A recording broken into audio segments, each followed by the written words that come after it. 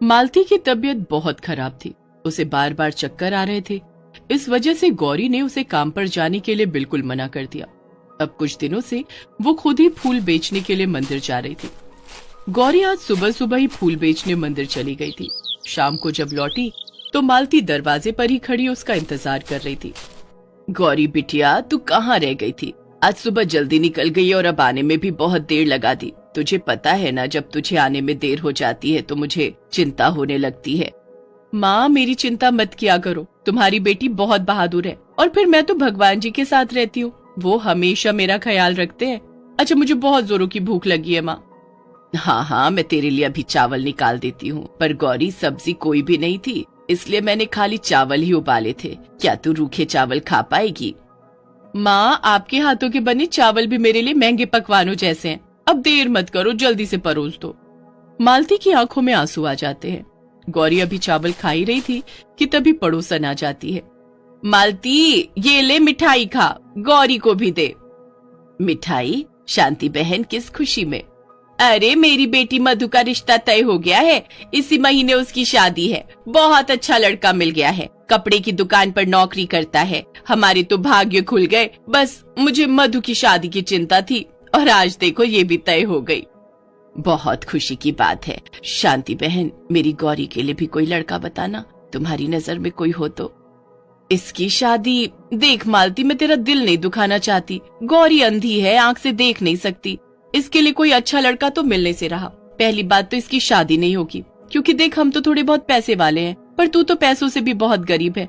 खाली फूल ही तो बेचती है मंदिर में। और अगर शादी के लिए किसी ने हाँ भी कह दिया तो कोई शरीर से अपाहिज, या फिर बुरा मत मानना, बाल बच्चों वाला भी मिल सकता है।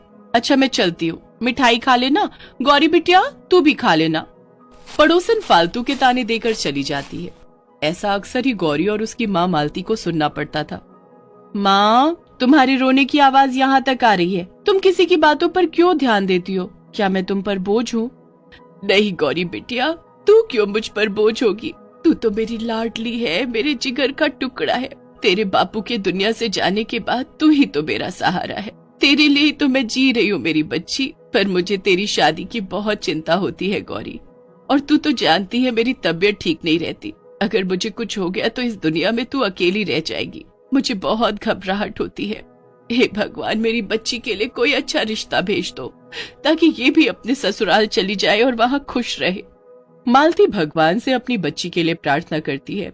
गौरी जानती थी कि उसके अंधेपन के कारण उसकी शादी होना मुश्किल है, इसलिए उसने अपने मन को समझा लिया था। उस समय वो माँ के सामने कुछ नहीं बोली, वो चुप रही। बस वो सुबह फूल बेचने जाती और जो थोड़े बहुत फूल बिकते वो पैसे लेकर घर आ जाती। ऐसे ही एक दिन गौरी मंदिर के बाहर फूल बेच रही थी। तभी मंदिर के पंडित जी बाहर आए। गौरी बिटिया, ध्यान से सुन। आज गांव की बड़ी सेठानी जी के घर कीर्तन है।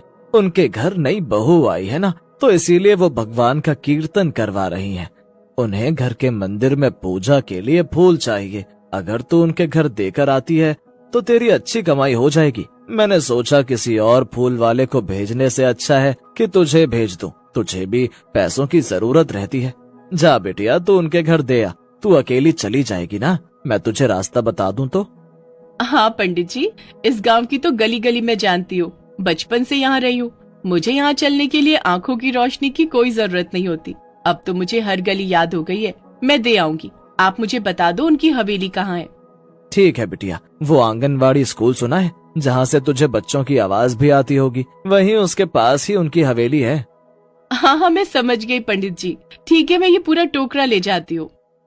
गौरी सेठानी की हवेली का पता लेकर वहाँ पहुँचती है। सेठानी जी तो भैया जी के साथ किसी काम से बाहर गई हैं। थोड़ी देर में लौटेंगी। नई बहू रानी है, अपने कमरे में ये फूल मुझे दे दो और तुम यहीं थोड़ी देर इंतजार करो। ठीक है भैया जी, मैं यहीं बैठ जाती हूँ। गौरी को आसपास कीर्तन की तैयारी के लिए नौकर बातें करते सुनाई दे रहे थे। कुछ देर बाद नौकर अपने अपने काम के लिए चले गए। तभी उसे किसी औरत के बोलने की आवाज सुनाई दी।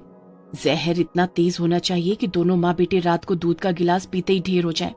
चिंता क्यों करती हो मेरी जान? इस दिन का ही तो हम दोनों को इंतजार था। अब सुनो, जैसे ही ये दोनों मरेंगे हम सारे जेवर और पैसे लेकर यहाँ से भाग जाएंगे, कहीं दूर किसी बड़े शहर में। बस बस, दीवारों के भी कान होते हैं। अब तुम यहाँ से जाओ। जैसे ही काम खत्म होगा मैं तुम्हारे पास आ जाऊंगी। गौरी कुछ कुछ बातों को समझ रही थी, पर तभी एक नौकर आ गया। बहुरानी जी, ये फूल वाली बैठी है, इसको पैसे देने थे, कीर्तन के लिए नए फूल लाई है।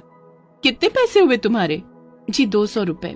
घर की नई बहू गौरी को पैसे दे देती है और गौरी घर आ जाती है। पर गौरी का मन नहीं लग रहा था। उसका ध्यान बार बार उन्हीं बातों पर जा रहा था जो उसने सुनी थी। गौरी से रहा नहीं गया। रात के 10 बज चुके थे। गौरी के मन की घबराहट बढ़ रही थी, क्योंकि उसे पता था कि हवेली में कोई न कोई अनहोनी होने वाली है, जिसे केवल वही रोक सकती है। मैं जानबूझकर भी गलत नहीं होने दे सकती। मुझे हवेली में जाना होगा, जो होगा देखा जाएगा। मैंने ठीक ही सुना था, जरूर नई बहू कुछ गलत करने वाली है। भगवान जी मेरी मदद करना, मुझे आशीर्वाद देना, मैं किसी की जान बचा पाऊं। गौरी अपनी माँ को उठाती है और सारी बात बता देती है। गौरी बिना देर किए मालती के साथ हवेली पहुंचती है और सेठानी को सब सच सच बता देती है। समय पर सेठानी और उसके बेटे की जान बच जाती है और नई बहू, जो एक शातिर बदमाश थी, उसे पुलिस पकड़ लेती है। मुझे शर्म आती कि मैंने तुम जैसी लड़की से प्यार किया और माँ को शादी के लिए राजी किया। आज तुम मुझे और मेरी माँ को जान से मारने वाली थी। इंस्पेक्टर साहब, इस बदमाश लड़की को पकड़कर ले जाइए। गौरी बिटिया, तुमने आज हम माँ बेटे पर बहुत बड़ा उपकार किया है। जीती रहो बेटी। सेठानी जी, जो होता है भगवान की मर्जी से ही होता है। मैं कीर्तन के फूल देने शायद इसीलिए आई थी, ताकि यह अनहोनी होने से रुक सके। ये सब भगवान की ही लीला है। बहुत समझदार बच्ची हो। तुम्हारे ऊपर कितने दुख है, फिर भी तुम कैसे मुस्कुरा देती हो बेटी। मालती, गौरी बचपन से ही नहीं देख पाती क्या? जी सेठानी जी, बचपन में इसे तेज बुखार हुआ था, उसके बाद बहुत तबीयत बिगड़ गई। इतने पैसे नहीं थे कि मैं इसका अच्छा इलाज करवा पाती, और फिर मेरी बच्ची की आंखों की रोशनी छिन गई।